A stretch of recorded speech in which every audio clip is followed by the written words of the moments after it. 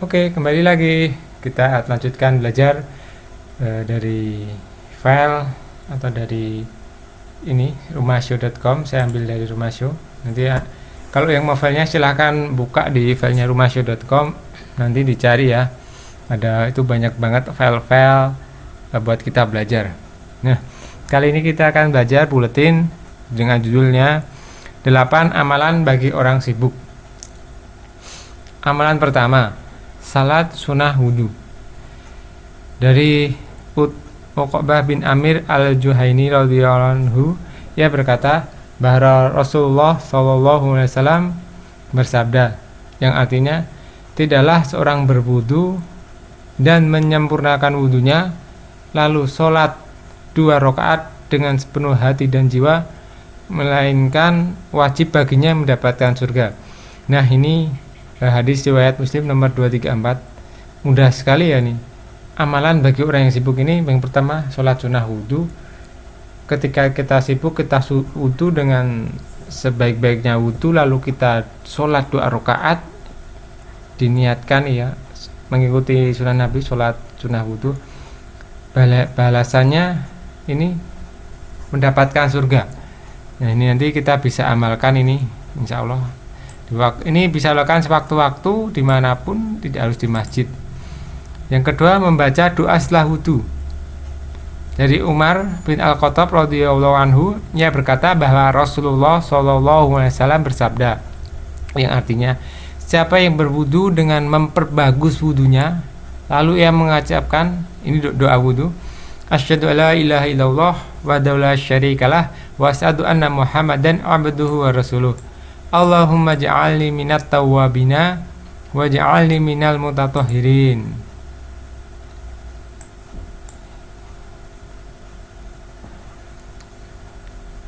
Ada juga ya doa yang diajarkan dibaca ba'da wudu. Ini subhanakallahumma wa bihamdika asyhadu alla ilaha illa anta astaghfiruka wa atubu ilaik. Nah, ini tadi kita bahas sholat sunnah wudhu, balasannya surga. Ditambah lagi ini doa sesudah wudhu. Coba kita baca artinya nggih. Ini artinya, aku bersaksi bahwasanya tiada sesembahan yang benar kecuali Allah, tidak ada sekutu baginya, dan aku bersaksi bahwasanya Muhammad adalah hamba dan utusan Allah. Ya Allah, jadikanlah aku hamba yang bertaubat dan jadikanlah aku sebagai orang yang bersuci. Nah, ini arti doanya. Dengan ia membacanya, melainkan ia akan dibukakan baginya 8 pintu surga. Ia akan masuk lewat pintu mana saja yang ia mau. Jadi faedah membaca doa sesudah wudhu, kita bisa ini memilih surga dari 8 pintu surga yang dibuka oleh Allah. Nah, Masya Allah ini, insya Allah kita amalkan. Yang ketiga ya, sholat sunnah fajar. Dari Aisyah radhiyallahu anha, Nabi SAW bersabda, yang artinya 2 rakaat fajar, yang dimaksud adalah sholat sunat qobliyah subuh, lebih baik daripada dunia dan seisinya. Masya Allah, ini cuman 2 sholat sunnah aja lebih baik daripada dunia dan seisinya. Ini memang amalan bagi orang sibuk. Lanjut, amalan yang keempat, sholat berjamaah di masjid. Dari Abu Hurairah radhiyallahu anhu, ia berkata bahwa Rasulullah SAW bersabda, yang artinya sholat seorang dengan berjamaah lebih banyak pahalanya daripada sholat sendirian di pasar atau di rumahnya. Selisihnya yaitu 20 sekian derajat. Sebab seorang yang telah menyempurnakan wudunya kemudian pergi ke masjid dengan tujuan untuk sholat, tiap ia melangkah 1 langkah, maka ia diangkat baginya 1 derajat dan dihapuskan 1 dosanya sampai ia masuk ke masjid. Apabila ia berada dalam masjid, ia dianggap mengerjakan sholat selama ia menunggu hingga sholat dilaksanakan. Para malaikat lalu mendoakan orang yang senantiasa di tempat ia sholat. Ya Allah, kasihanilah dia, ampunilah dosa-dosanya, terimalah tobatnya. Hal itu selama ia tidak berbuat kejelekan dan tidak berhadas. Ya, ini amalan sholat jamaah di masjid. Kalau ini di hadis ini disyaratkan kita wudu dari rumah, wudu dari rumah, nanti tiap langkah kita, satu langkah akan diangkat derajatnya, akan pula dihapus dosanya sampai kita masuk masjid. Apabila kita berada dalam masjid, kita dianggap mengerjakan sholat selama kita menunggu sholat fardu dilaksanakan. Nah, selama kita menunggu, para malaikat mendoakan orang yang senantiasa di tempat ia salat. Ya Allah, kasihanilah dia, ampunilah dia, terimalah tobatnya. Amalan keempat tentang sholat berjamaah di masjid. Lanjut. Oh, ini tapi yang sholat berjamaah di masjid tadi yang pria nggih, yang laki-laki. Adapun wanita tidak diwajibkan berjamaah di masjid. Ini keterangannya dari Ummu Salamah radhiyallahu anha, Rasulullah SAW bersabda, sebaik-baik masjid bagi para wanita adalah di bagian dalam rumah mereka. Nah, hadis riwayat Ahmad. Yang kelima, sholat subuh dan isya di masjid. Dari Utsman bin Affan radhiyallahu anhu berkata, aku mendengar Rasulullah SAW bersabda, yang artinya barang siapa yang melaksanakan sholat isya berjamaah, maka seolah-olah ia telah melaksanakan sholat separuh malam. Dan barang siapa melaksanakan sholat subuh berjamaah di masjid, maka seolah ia telah melaksanakan sholat semalam penuh. Dalam riwayat Tirmizi dari Utsman bin Affan radhiyallahu anhu, ia berkata bahwa Rasulullah SAW bersabda, siapa yang menghadiri sholat isya berjamaah, maka baginya sholat separuh malam. Dan barang siapa melaksanakan sholat isya dan subuh berjamaah, maka baginya seperti sholat sempurna. Hadis riwayat Tirmizi nomor 221. Ia mengatakan hadis ini hasan sahih. Amalan kelima yakni sholat isya berjamaah di masjid dan sholat subuh berjamaah di masjid. Kalau sholat isya di masjid saja, kita seolah-olah mengerjakan sholat separuh malam.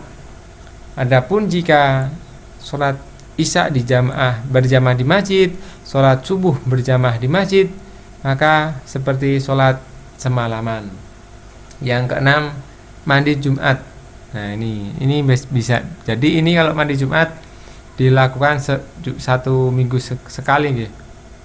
Nih, dari Aus bin Aus radhiyallahu anhu, ia berkata bahwa Rasulullah SAW bersabda, barang siapa yang mandi pada hari Jumat dengan mencuci kepala dan anggota badan lainnya, lalu ia pergi ke masjid di awal waktu, atau ia pergi dan mendapati khutbah pertama, lalu ia mendekat pada imam, mendengarkan khutbah serta diam, maka setiap langkah kakinya terhitung seperti puasa dan sholat malam. Nah, monggo ini yang Jumat waktunya longgar. Sebelum ke masjid kita mandi dulu, mandi sempurna ya, mandi besar. Lalu kita pergi ke masjid di awal waktu, kita mendengarkan khutbah serta diam. Mudah-mudahan setiap langkah kita terhitung seperti puasa dan sholat setahun. Yang ketujuh ya, memperbanyak sujud dengan memperbanyak sholat sunnah. Ini sholat sunnah gitu. Madam bin Ma'dan bin Abi Thalhah Al-Zamari, ia berkata, aku pernah bertemu Sauban, bekas budak Rasulullah SAW. Lalu aku berkata padanya, beritahukanlah padaku suatu amalan yang karenanya Allah memasukkanku ke dalam surga. Atau Ma'dan berkata, aku berkata bahwa Sauban memberitahukan padaku suatu amalan yang dicintai Allah. Ketika ditanya, Sauban malah diam. Kemudian ditanya kedua kalinya, ia pun masih diam. Sampai ketiga kalinya, Sauban berkata, aku pernah menanyakan hal yang ditanyakan tadi pada Rasulullah SAW.